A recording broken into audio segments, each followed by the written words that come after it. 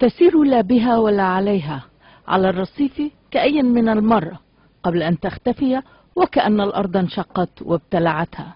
والحقيقة أن الأرض انشقت وابتلعتها، فقد تسببت مياه في فتح تجويف تحت الأرض سقطت فيه. سائق تاكسي رآها وسارع لنجدتها، رآها عالقة بأسلاك تحت الأرض ونزل إليها. قال إنه نادى عليها فلم ترد، حركها فاستفاقت. تجمع الناس وتبعتهم فرق الإغاثة.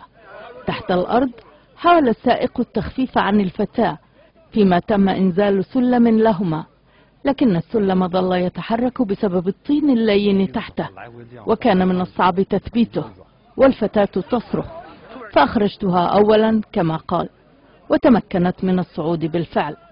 برزت مضطربة لكن لم تصب بجروح، وبعدها خرج منقذها. لكن سيمر بعض الوقت بالتأكيد قبل أن تشعر هذه الفتاة ثانية بالأرض صلبة تحت قدميها.